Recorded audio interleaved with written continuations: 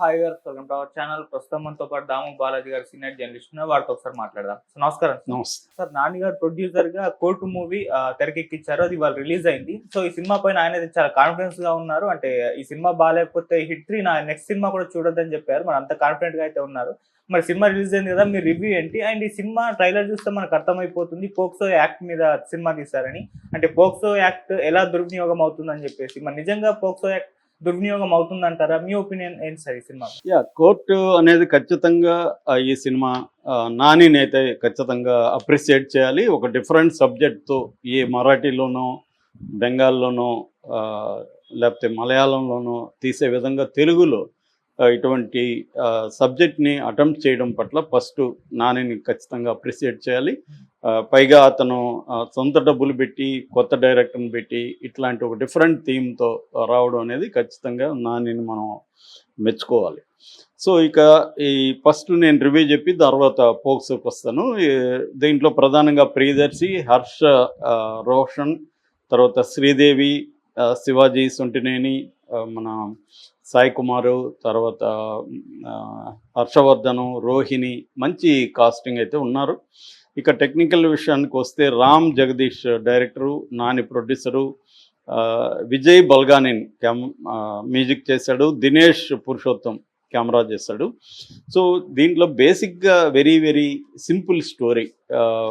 మన చందు అనే ఒక అబ్బాయి, ఇది విశాఖ బ్యాక్డ్రాప్లో జరుగుతుంది. చందు అనే ఒక అబ్బాయి 19 ఏళ్ళు. అబ్బాయి లైఫ్లో చాలా పెద్ద కలలు కంటుంటాడు. అలాంటి అబ్బాయికి జాబిల్లి అనే ఒక 17 ఇయర్ అమ్మాయి పరిచయం అవుతుంది ఒక ఫోన్ కాల్ ద్వారా. అక్కడి నుంచి ఆ అమ్మాయి సరదాగా ఇతనితో ఆట పట్టిస్తూ అలాగా వీళ్ళిద్దరి మధ్య లవ్ అనేది ఏర్పడుతుంది. దీంతో వీళ్ళ మేనమామ, ఈ అమ్మాయి తండ్రి ఉండడు, మేనమామ అన్ని చూసుకుంటాడు. అతను కొంత డామినేటింగ్, చాలా స్ట్రాంగ్ ఒపీనియన్స్ ఉన్న వ్యక్తి. అంటే పిల్లలు ఎలాంటి డ్రెస్సులు వేసుకోవాలా ఇలాంటి వాటి పట్ల కూడా అతను ఓపెనింగ్ సీనే చాలా స్ట్రాంగ్గా ఉంటుంది. అటువంటి వ్యక్తి ఈ ప్రేమ చూసి ఇంకా అతను చాలా రెచ్చిపోతాడు. సో మంగపతి క్యారెక్టర్ని శివాజీ చేశాడు. సో దీంతో అతను పోలీసులకి డబ్బులు ఇచ్చి ఈ అబ్బాయి మీద పోక్సో చట్టం పెట్టేస్తాడు. దాంట్లో ఒక lawyer, Harshavardhan lawyer character, lawyer కూడా హెల్ప్ చేస్తాడు. సో ఈ అబ్బాయికి వితౌట్ బెయిల్ 78 రోజులు జైల్లో ఉంటాడు. ఆల్మోస్ట్ ఈ అబ్బాయికి ఇంకా శిక్ష పడిపోయే పరిస్థితి కోర్టులో. ఎందుకంటే ఈ పోక్సో చట్టం ప్రకారం ఈ అబ్బాయిదే నేరం. అమ్మాయి కాన్సెంట్ ఉన్నా కూడా, అంటే ఆ అమ్మాయి ఒప్పుకున్నా కూడా ఈ అబ్బాయి అమ్మాయితో సెక్స్ చేసి ఉంటే ఈ అబ్బాయిదే నేరం అవుతుంది. పోక్సో చట్టం వెరీ డిఫికల్ట్ కాబట్టి ఈ అబ్బాయికి బెయిల్ కూడా రాదు. ఇంకా శిక్ష పడిపోయే క్రమంలో సూర్యతేజ్ అని ఈ సాయి కుమార్ సీనియర్ అడ్వకేట్ దగ్గర ఒక జూనియర్ ప్రియదర్శి చేశాడు. ఈ అబ్బాయి ఈ కేసుని టేకప్ చేస్తాడు. ఆల్మోస్ట్ ఇది హోప్లెస్ అనుకునే ఒక కేసుని అతను టేకప్ చేసి అతను ఎలా విన్ అయ్యాడు అనేది బేసిక్ లైన్. దీంట్లో ఫస్ట్ చెప్పుకోవాల్సింది ఈ కథని, ఈ పాయింట్ని, అంటే పోక్సో చట్టం చుట్టూ పోక్సో చట్టం ఎలా దుర్వినియోగం అవుతుంది, దీనివల్ల అబ్బాయిలు ఎలా బలవుతున్నారు అని చెప్పాలనుకున్నారు. అది పర్ఫెక్ట్గా చెప్పారు. దాంట్లో ఏమి ఇబ్బంది లేదు. కాకపోతే చాలా సీన్లు కొంత రొటీన్గా ఉన్నాయి. బట్ వాటిని స్క్రీన్ ప్లే ద్వారా, పెర్ఫార్మెన్స్ ద్వారా అధిగమించారు. కోర్టు డ్రామాని చాలా ఇంట్రెస్టింగ్ చేశారు. ఫస్ట్ హాఫ్ అంతా కూడా మంగపతి డామినేట్ చేస్తే second half Priyadarshi character dominate చేసింది. ఓవరాల్గా ఈ సినిమా అయితే వెరీ వెరీ ఇంట్రెస్టింగ్గా ఉంది. దాదాపు 2.5 గంట లెంగ్త్ ఉన్నప్పటికీ కూడా ఎక్కడ బోరు కొట్టకుండా చేయగలిగారు. ఒకే ఒక పాట ఉంటుంది, ఆ పాట కూడా చాలా బాగుంటుంది. దీంట్లో హైలైట్స్ చెప్పుకోవాలంటే వీళ్ళ పెర్ఫార్మెన్స్, ముఖ్యంగా శివాజీ అల్టిమేట్. అతని అంటే చాలా గ్యాప్ తర్వాత ఆ మధ్య 90s మిడిల్ క్లాస్ బయోగ్రఫీ అది ఈటీవీ విన్లో వచ్చింది. దానికి అతనికి మంచి పేరు వచ్చింది. కానీ ఇది వేరే లెవెల్. శివాజీ, ఒక కొత్త శివాజీని మనం చూస్తాం. ఒక కొత్త నటుడు మనకు దొరికినట్టుగా మనం ఫీల్ అవ్వచ్చు. ఒక డిఫరెంట్ క్యారెక్టర్స్ శివాజీ చేయగలడు అని అతనిది కంబ్యాక్ అంటాం. సో అటువంటి కంబ్యాక్ ఖచ్చితంగా తెలుగు సినిమాలో అతను చాలా కాలం అయితే నిలబడతాడు. శివాజీ లేకపోతే ఈ సినిమా అంత ఎఫెక్టివ్గా ఉండదు. ఎందుకంటే బిగినింగ్ అతనే కరెక్ట్ ఏమో అన్న ఫీలింగ్తో క్రియేట్ అవుతుంది. తర్వాత వచ్చేసరికి అతను ఎంత దుర్మార్గుడురా బాబు ఇతను అనిపించే విధంగా ఆ క్యారెక్టర్ని అలా తీసుకురావడంలో ఆ ఆర్టిస్ట్ లేకుండా వేరే ఆర్టిస్ట్ అయితే అంత ఎఫెక్టివ్ వచ్చిండదు. ఆ క్యారెక్టర్ డిజైన్, రైటింగ్ బాగుంది, దాన్ని శివాజీ వేరే లెవెల్కి తీసుకెళ్ళగలడు. చాలా గొప్పగా ఉంది శివాజీ పర్ఫార్మెన్స్. అట్లాగే ప్రియదర్శి కూడా చాలా బాగా చేశాడు. ఒక స్మాల్ చిన్న జూనియర్ అడ్వకేటు ఇలాంటి ఒక లూజింగ్ కేసు అంటారు, లూజింగ్ కేసుని తీసుకొని దాన్ని విన్నింగ్ ఎలా తీసుకొచ్చాడు అనేది, ఒక అండర్ డాగ్గా ఉన్న అడ్వకేటు అనేది కూడా పర్ఫెక్ట్గా ఉంది.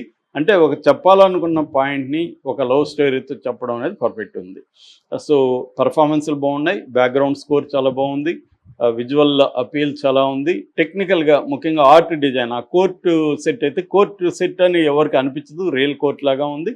సో అతను విఠల్ కొసనం అని ఆర్ట్ డైరెక్టర్ చాలా బాగా చేశాడు.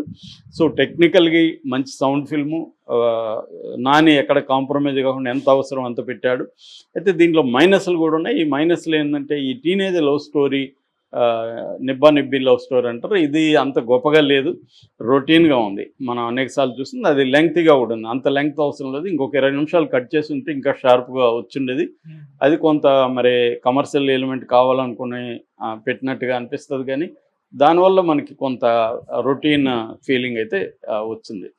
అదర్వైజ్ మాత్రం ఇది మంచి సినిమా, ఖచ్చితంగా ప్రతి ఒక్కరు చూడాల్సిన సినిమా. మనం చాలామంది మలయాళంలో లాగా ఎందుకు రావట్లేదు, లేకపోతే ఇంకో దగ్గర వస్తున్నాయి కదా తమిళ మలయాళం లాగా మనోళ్ళు ఎందుకు తీయలేదు అనే దానికి ఇది ఒక సమాధానం. ఈ సినిమాని ఖచ్చితంగా థియేటర్లలో చూడాల్సిన సినిమా. నా రేటింగ్ 3.25/5.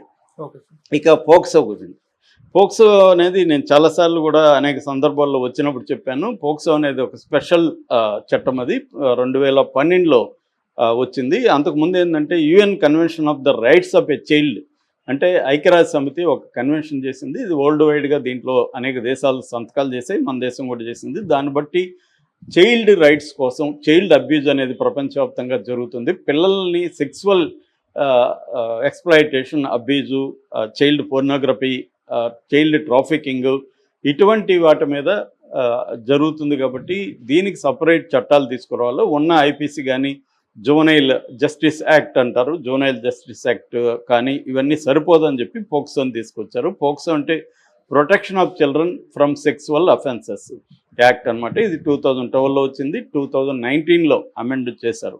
ఈ చట్టం ప్రధానంగా ఏం చెప్తుందంటే ముఖ్యంగా ఏజ్ ఆఫ్ కాన్సెంట్ అంటారు. ఏజ్ ఆఫ్ కాన్సెంట్ అంటే ఎవరు చైల్డ్ అంటే ఇది పోక్సో అంటేనే ప్రొటెక్షన్ ఆఫ్ చిల్డ్రన్ కదా. సో చిల్డ్రన్ ఎవరంటే 18 ఏళ్ళు లోపల ఉండే వాళ్ళందరూ చిల్డ్రనే, అది మగైనా ఆడైనా. జనరల్ న్యూట్రల్ యాక్ట్ అంటారు దీన్ని. అంటే అమ్మాయిలకనే కాదు, అబ్బాయిలకైనా కూడా 18 ఏళ్ళ అబ్బాయిని ఒక 19 ఏళ్ళ అమ్మాయో లేకపోతే ఒక 40 ఏళ్ళ ఆమె సెక్సువల్గా అబ్యూజ్ చేస్తే ఆమె కూడా నేరమే. ఈ అబ్బాయి కాన్సెంట్ ఉన్నా కూడా, అబ్యూజ్ చేయకపోయినా కూడా, కాన్సెన్సువల్ సెక్స్ కూడా దీంట్లో నేరం అనమాట. అలాగా జెండర్ న్యూట్రాలిటీ. రెండవది ఇది ఏంటంటే మ్యాండేటరీ రిపోర్ట్ చేయాలి, అంటే ఏదన్నా జరిగినప్పుడు ఖచ్చితంగా రిపోర్ట్ చేయాలి పోలీస్ స్టేషన్కి, అది మ్యాండేటరీ పెట్టారు. అలాగే స్ట్రింజెంట్ పనిష్మెంటు, అంటే దీంట్లో రకరకాలు ఉంటాయి. ఒకటి పెనట్రేటివ్ సెక్సువల్ అసాల్ట్ అంటారు, penetrative sexual assault, non penetrative sexual assault, aggressive penetrative sexual assault, aggressive sexual assault, child పోర్నోగ్రఫీని షేర్ చేయడం, చూడడం, ఇవన్నీ కూడా నేరాల కిందకి, ఈ చట్టం కిందకి వస్తాయన్నమాట. సో ఇందులో ఇప్పుడు కొన్ని ప్రాబ్లమ్స్ ఉన్నాయి. ఈ చట్టం ప్రకారం ఏంటంటే కొన్ని ప్రాబ్లమ్స్ ఏమంటే, ఒకటి ఈ ఏజ్ ఆఫ్ కాన్సెంట్ దగ్గర ప్రాబ్లం ఉంది. ఏజ్ ఆఫ్ కాన్సెంట్ 18 ఏళ్ళు ఉండడం అనేది ప్రాబ్లం ఉంది. మన దేశంలో కూడా ఒకప్పుడు 1860లో 10 ఏళ్ళు ఉండేది మన ఏజ్ ఆఫ్ కాన్సెంట్ బ్రిటిష్ కాలంలో. తర్వాత 1891లో 12 చేశారు. తర్వాత 1925లో 14 చేశారు. 1945లో 16 చేశారు. 2012లో దాన్ని 18 చేశారు. పెంచుకుంటా వచ్చారనమాట. ఇది ప్రాబ్లం అవుతుంది. ఎందుకంటే ఇవాళ చాలా కేసుల్లో అమ్మాయిలే అబ్బాయిల్ని రెచ్చగొడుతున్నారు, షెడ్యూస్ చేస్తున్నారు. ఇప్పుడు ఫర్ ఎగ్జాంపుల్ ఒక 17 ఏళ్ళ అమ్మాయి 19 ఏళ్ళ అబ్బాయిని సెడ్యూస్ చేస్తుంది. దీంట్లో కూడా అదే జరిగింది. సో సెడ్యూస్ చేస్తుంది. సెడ్యూస్ చేసినప్పుడు ఈ అమ్మాయి ట్రాప్లో పడతాడు. ఆ అబ్బాయికి పోక్సో చట్టం ఏమేమి తెలియదు. సో దీనివల్ల ఏమవుతుంది, ఫైనల్గా ఈ అమ్మాయి పేరెంట్స్ ఇది చూసి ఈ అబ్బాయి మీద పోక్సో చట్టం కింద పెట్టేస్తారు. ఈ అబ్బాయి లైఫ్ రూయిన్ అయిపోతుంది. ఇది ఎక్కువ జరుగుతున్నాయి. దీనికి సంబంధించి ఢిల్లీ కోర్టు నవంబర్ 22లో నేను చెప్పినట్టే చెప్పింది, అబ్యూజ్ జరుగుతోంది అంటే అబ్బాయిల్ని ఇది చేస్తున్నారని. అట్లాగే బాంబే హైకోర్టు 2023లో 17 ఏళ్ళ అబ్బాయిని కాపాడడానికి ట్రై చేసింది. ఎందుకంటే టీనేజ్ రొమాన్స్ వేరు, అబ్యూజ్ వేరు. టీనేజ్ రొమాన్స్ అనేది నేరంగా ఈ చట్టం చూస్తుంది. ఇద్దరు టీనేజ్ అమ్మాయి అబ్బాయిలు ప్రేమించుకొని వాళ్ళు సెక్సువల్ రొమాంటిక్గా ఇన్వాల్వ్ అయితే అది నేరంగా ఈ చట్టం పరిగణిస్తుంది. ఇద్దరు అమ్మాయి ఫర్ ఎగ్జాంపుల్ అమ్మాయి 18 ఏళ్ళ లోపలే ఉంది, అబ్బాయి 18 ఏళ్ళ లోపలే ఉన్నారు అనుకున్నాం, ఇద్దరు మైనర్స్, ఇద్దరు మధ్య సెక్స్ ఉంటే ఎవరు బాధ్యత వహించాలి అన్నప్పుడు 99% అబ్బాయి మీదే నేరస్థంగా పెట్టేస్తున్నారు. ఇది అంటే అమ్మాయి విక్టిమ్, అబ్బాయి పెర్పెట్రేటర్ అనేది పెడుతున్నారు. సో ఫైనల్గా ఇది అబ్బాయిల్ని క్రిమినలైజేషన్ ఆఫ్ మేల్ చిల్డ్రన్, అబ్బాయిల్ని నేరస్తులుగా మార్చేసి వాళ్ళ లైఫ్ రూయిన్ అయిపోతుంది. అందుకని Bombay high court, Allahabad high court, Madras high court, Calcutta high court, Delhi high court, ఇలాగా అనేక హైకోర్టులు ఈ విషయం చెప్తున్నాయి. అమ్మాయిలే సెడ్యూస్ చేస్తున్నారు, అబ్బాయిలు దానికి రియాక్ట్ అవుతున్నారు, అబ్బాయిలకి పోక్సో చట్టం మీద వాళ్ళ స్కూల్లో కానీ ఎక్కడ చెప్పట్లేదు. సో ఇప్పుడు అబ్బాయిలు తెలియక అమ్మాయి కాన్సెంట్ చూపించింది కదా, ఇష్టం చూపించిందని అబ్బాయి రొమాన్స్లో ఇన్వాల్వ్ అవుతాడు. అది పేరెంట్స్ చూసి కేసు పెట్టేస్తున్నారు, అబ్బాయిల్ని క్రిమినల్గా మార్చేస్తున్నారు. అందువల్ల ఈ ఏజ్ ఆఫ్ కాన్సెంట్ని తగ్గించండి. ఎందుకంటే చాలా దేశాల్లో ఏజ్ ఆఫ్ కాన్సెంట్ అనేది 16 years లోపలే ఉంది. అమెరికాలో అనేక రాష్ట్రాల్లో 16 years ఉంది, ఇంగ్లాండ్లో 16 years ఉంది, ఫ్రాన్స్లో 15 years ఉంది, జపాన్లో 13 ఏళ్ళే ఉంది, నైజీరియాలో 11 ఏళ్ళే ఉంది. మన దేశంలోనే ఎక్కువ ఉంది, 18 ఏళ్ళు అనేది చాలా ఎక్కువ. ఇవాళ 18 ఏళ్ళకి అమ్మాయిలు ఎంత ముదురులుగా ఉన్నారో మనం చూస్తున్నాం. సో అలాంటి ముదురులుగా ఉన్న వాళ్ళ అమ్మాయిలు వాళ్ళే రకరకాల కారణాలతో అబ్బాయిల్ని సెడ్యూస్ చేసి 19 ఏళ్ళ అబ్బాయిని కొన్ని నెలలే ఉంటుంది అనమాట. క్లోజ్ ఇన్ ఏజ్ ఎక్సెప్షన్ అంటారు. మామూలుగా చాలా దేశాల్లో ఈ చట్టాలలో క్లోజ్ ఇన్ ఏజ్ ఎక్సెప్షన్ ఉంటుంది. ఫర్ ఎగ్జాంపుల్ ఈ అమ్మాయికి ఇంకొక 1 monthలో 18 వస్తుంది, ఆ అబ్బాయికి 18 సంవత్సరాల 2 నెలలు ఉంటుంది. ఇప్పుడు వీళ్ళిద్దరి మధ్య అఫైర్ వస్తే అబ్బాయికి 10 ఏళ్ళు జైలు శిక్ష. ఇది ఘోరం కదా అనేది చాలామంది మాట్లాడుతున్నారు. దీని మీద రీసెర్చ్ చేశారు, అసలు ఎన్ని కేసులు ఉన్నాయి, దీని సంవత్సరానికి ఎన్ని పెడుతున్నారంటే సంవత్సరానికి 60,000 పోక్సో కేసులు రిజిస్టర్ అవుతున్నాయి ఇండియాలో. దీనికోసం సపరేట్ ఫాస్ట్ ట్రాక్ కోర్టులు పెట్టారు. అయినప్పటికీ కూడా 1,90,00,000 కేసులు పెండింగ్లో ఉన్నాయి పోక్సో కింద. సో సంవత్సరానికి 60,000లో దాదాపు 20% కేసులు అన్యాయంగా అబ్బాయిలను ఇరికిస్తున్నారు. అంటే 20% కేసుల్లో టీనేజ్ రొమాన్స్ ఉంది, అబ్యూజ్ లేదు. అమ్మాయిలను ఎవరు అబ్యూజ్ చేయట్లే, అమ్మాయిలు కూడా వాలంటరీగానే అబ్బాయిలతో రొమాన్స్ చేస్తున్నారు. సో అంటే 20% అంటే ఎంత, 60,000లో సంవత్సరానికి 12,000 మంది అబ్బాయిలు దీన్ని సఫర్ అవుతున్నారు. ఇది నేను చెప్పేది కాదు, దీన్ని నేషనల్ లా కాలేజ్ బెంగళూరు వాళ్ళు రీసెర్చ్ చేశారు. అలాగే ఇంకొన్ని సంస్థలు కూడా రీసెర్చ్ చేసి తేల్చింది ఏంటంటే ఇందులో ఈ చట్టం విపరీతంగా అబ్యూజ్ అవుతుంది. ఫర్ ఎగ్జాంపుల్ ఢిల్లీలో ఒక ఆవిడ పక్కింటోడితో గొడవ వచ్చింది, డబ్బుల విషయంలో, ఆస్తుల విషయంలో గొడవ వచ్చి వాళ్ళ 5 ఏళ్ల కూతుర్ని వాడు అబ్యూజ్ చేశాడని పోక్సో కింద పెట్టేసింది.